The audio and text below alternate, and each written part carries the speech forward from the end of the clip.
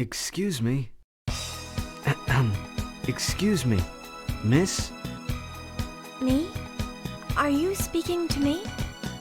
Yuri is just a 17-year-old high school girl, and the man looked over 60. She cannot believe an old man like him would speak to her so politely. May I ask you something, miss? What's the date today? What month and what year are we in, may I ask? Yuri would expect to be asked the time, but not the date, the month, nor the year. He looks calm and not suspicious. Well, it's Wednesday, October 5th, 1994. October 5th. I see. Thank you. It's 1994, isn't it? May I ask you one more thing? He spoke so slowly that the light had already changed to green. But she cannot leave him without answering his question. Do you know if there was once a watchmaker's around here? A watchmaker's? Gee, I don't know. I wonder when. I've never seen one before. Oh, you haven't. I thought someone about your age might know. Sorry to have bothered you. That's all right. I'm sure it was somewhere in this neighborhood. Yuri watches him walk away, talking to himself. Meanwhile, the lights have changed back to red, and Yuri has to wait again. Someone my age? Why does he ask a young girl like me about the past? It should be the other way around. Well, some people are strange.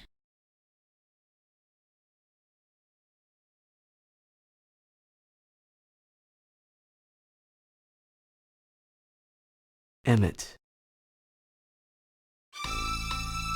She looks back in surprise and finds the same old man right behind her, looking into her eyes. Quickly, she turns and runs across the street.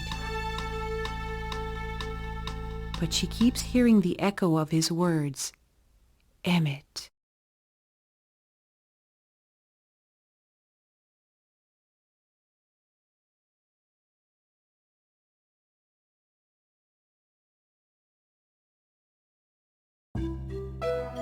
A watchmaker's? Near the crossing? You grew up around here, Mom. Do you know about it? The Tanakas usually have dinner at 6. Tonight it is a little late, as Toshiko, Yuri's mother, has been out. More rice, please. Why don't you buy a clock at the shopping center near the station? It's not that I want to buy one. Kazuo, you ate 2 hamburgers already. Yuri doesn't eat much, because like any other girl of her age, she is watching her weight. Have some vegetables, too. Yes, there was. It was a watchmaker's handed down over generations. My grandmother often went there to have her clock fixed. She used to take me along with her. I think it was somewhere near the bookstore. That's where it was. It closed many years ago. Many years. Did that strange old man live around here that long ago? The telephone in the hall rings. I'll get it. She knows that most calls at night are from her friends. She rushes through the living room for the telephone.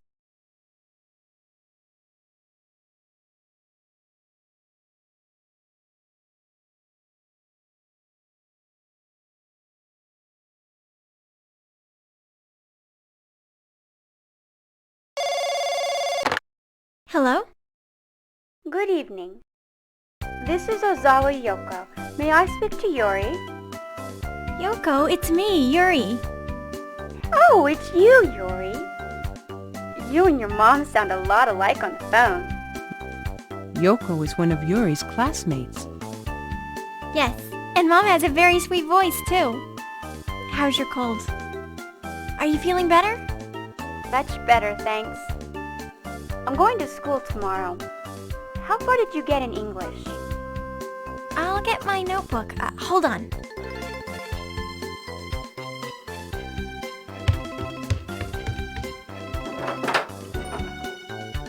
Yuri runs upstairs into her room and opens her school bag. Just as she is taking out her English notebook, a small piece of paper slips out of her bag. She picks it up and reads it, feeling puzzled.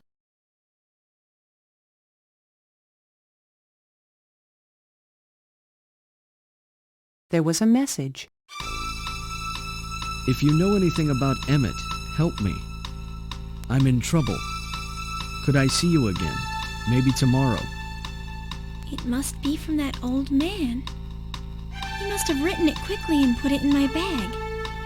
What in the world is Emmett? Why does he think I know something about it? Oops, the phone. She remembers that Yoko is waiting on the phone. She rushes out of her room, downstairs, and to the phone. Sorry it took so long. After telling Yoko about the English lesson, Yuri also tells her about the old man she met earlier that day. Ha! You may be his type. Very funny. Do you know what this Emmett is all about? Never heard of it. Just forget about it. I know. It's no good getting involved with a stranger anyway. Guess what? Mr. Takano fainted at school today.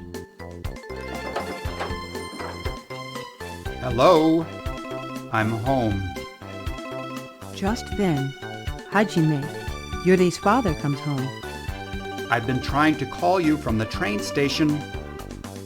It started to rain, so I wanted someone to bring me an umbrella.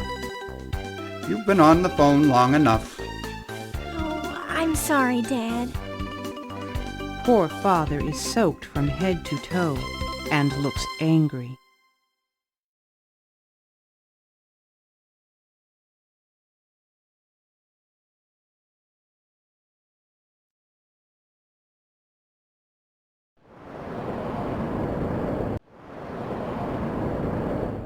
Emmett. Yuri is surprised to hear that familiar voice at the same crossing as before. I thought it was you. Do you remember about a month ago you met a man? Yes, he asked me about a watchmaker's near here. But he was... Good. I'm glad you remember it. Can I talk to you again? I have something to tell you. It had already been a month since she met the old man, so she had almost forgotten about him. Well, it's Saturday and I'm going home a little early, so I've got nothing to lose.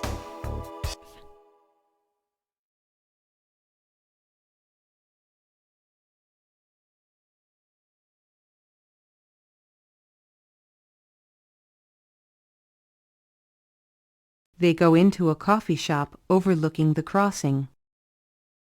May I help you? Iced tea, please. I'll have coffee, please. Certainly.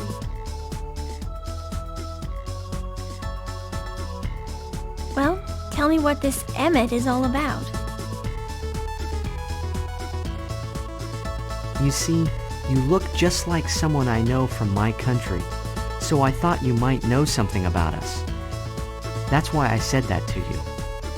Yuri likes his voice. Strangely, she feels as if she had seen him and heard his voice somewhere before. Was the man who spoke to me at the crossing your father? No, it was me. You're kidding. You must have been in disguise. You did a good job. No, I wasn't in disguise. I have simply grown older. The same man? The old man I saw sure looks like this guy. But this guy must be 20 or 30 years younger. I'm from another world, What? and that world of mine and this world are connected by several hidden tunnels. Oh, But the tunnel I came through to this world is gone. And I can't get back to my world. Then I remembered hearing that there used to be a watchmaker's around here, and in the basement of that shop, there's an old tunnel. I have to find that shop, otherwise I will die in this world. The man is serious, but Yuri finds it impossible to believe his story. Another world? I don't understand. You're not the same man I met before.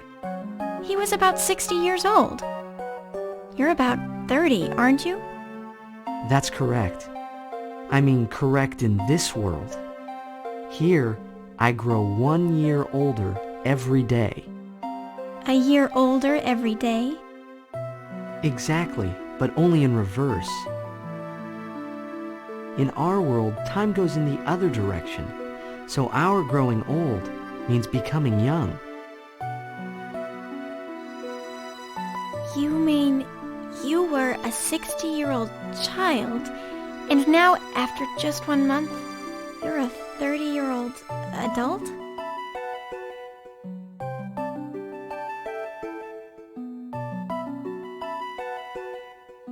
That's right.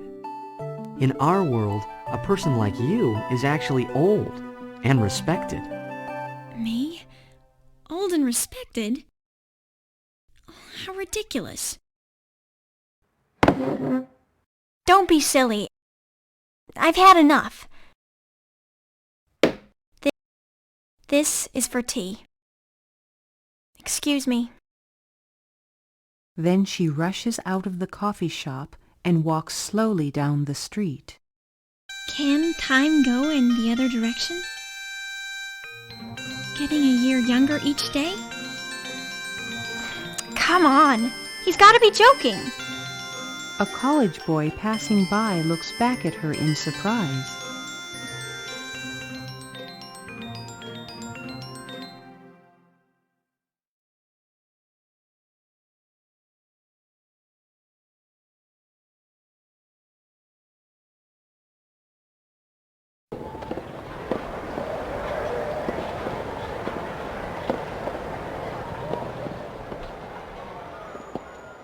It is a nice warm day at the end of November. Hi, Yuri! As Yuri is looking through her English vocabulary notebook on the playground, Ozawa Yoko walks toward her. Are you ready for the English test? Not really, but there's no use in worrying about it now. Yoko is rather carefree because she always does a good job. Well, it's okay for you. You're clever. Yuri, look. There's a boy watching us, right there. What? Yuri sees a boy a few meters away on the other side of the fence looking straight at them. His eyes look very sad. What is it with him? Ah, there's Kiyomi over there.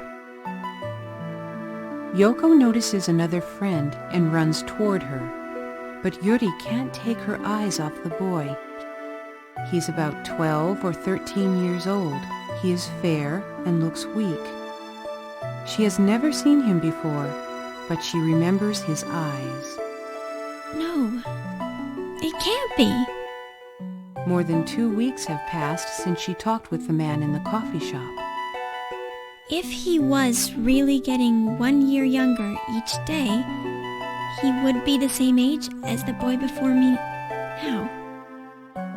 Come over here. You are... Please help me. Just one more day, and I won't be able to open up the door to the tunnel by myself.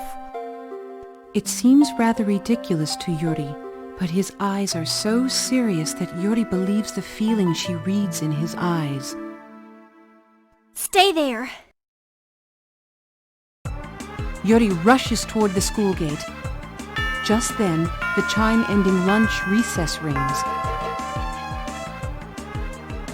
Yuri, where are you going?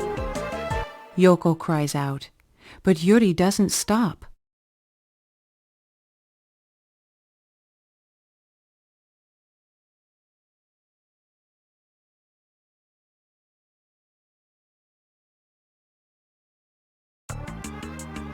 Now, outside the school gate, Yuri runs up to the boy and grabs him by the hand and begins running. Come this way.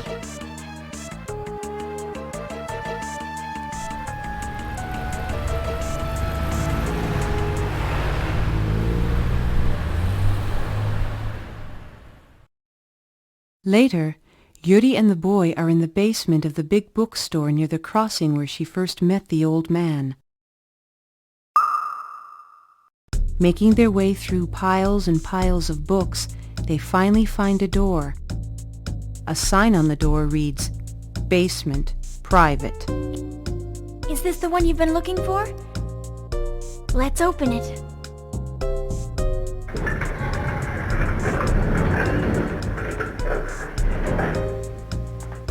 As they open the heavy steel door, the sweet scent of flowers comes toward them. This is it! The aroma of my world. Are there flowers in bloom?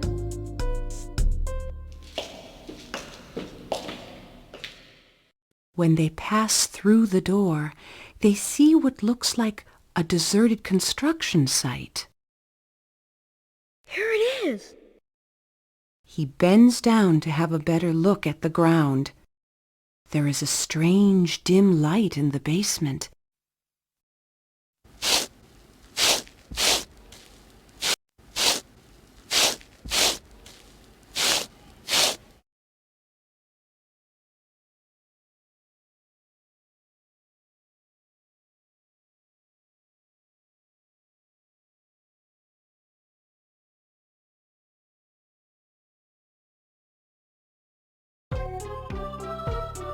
As they clear away some dust on the ground, they find an old wooden door in the ground.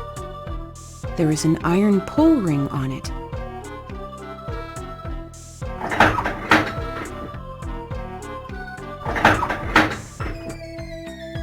Yuri tries to pull the door open, but it won't open. It's too tight. Write EMIT on it. Huh? Right there. The door is partly made of a soft material like clay. How do you spell it? EMIT. I see. But carving letters into the door with a stone is no easy job. She really has to press hard. Will this do? Okay, let's pull it open. Together, they yank the pull ring up.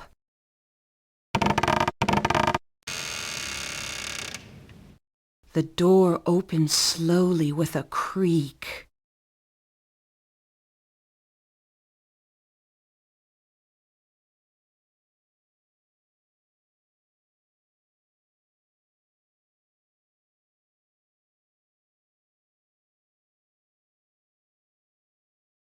It's old and rusty.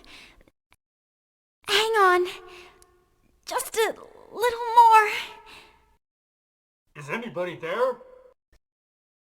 Suddenly, they hear a voice coming from somewhere outside the door. My God, it's probably the shopkeeper. Get in there through the opening. Hurry. The boy pushes himself with his legs in through the opening. He gets stuck halfway through, but finally ends up on the other side of the door. I'm closing it now. Wait. Thank you very much. You're welcome. Tell me one thing before you go. Do I remind you of anyone you know? Yes. My mother. Well, you could at least say I look like your sweetheart. Come to our world. Me? Yes. You're always welcome. Come through this door any time. See you then. My name is... Someone is knocking on the door behind them. Go, quick! Goodbye.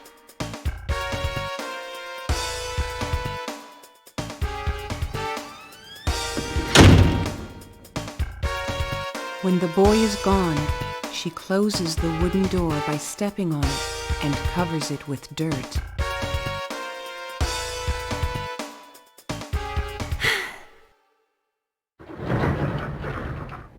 Oh! Someone approaches her and lights up her dirty face with a flashlight.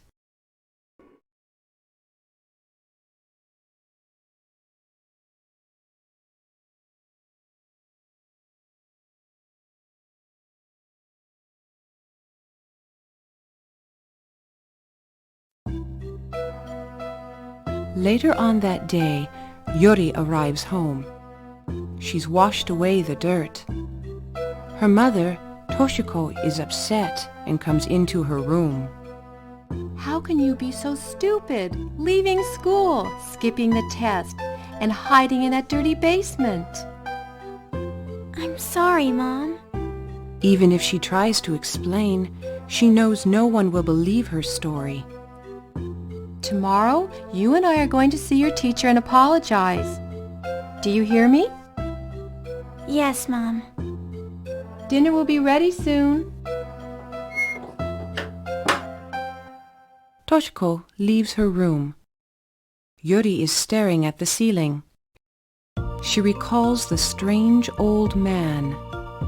If everything that happened today is true, it means there is another unknown world. How exciting it is to think that I know such a secret. It's a pity I missed seeing the boy when he was my age. He must have been very attractive.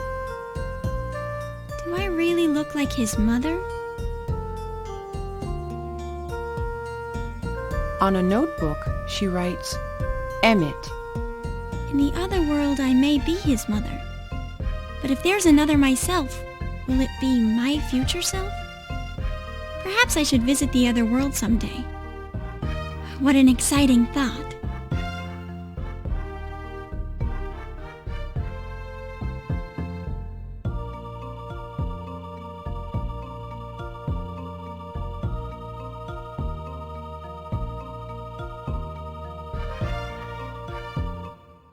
I've got it! This time, she spells it in reverse. T-I-M-E. Time.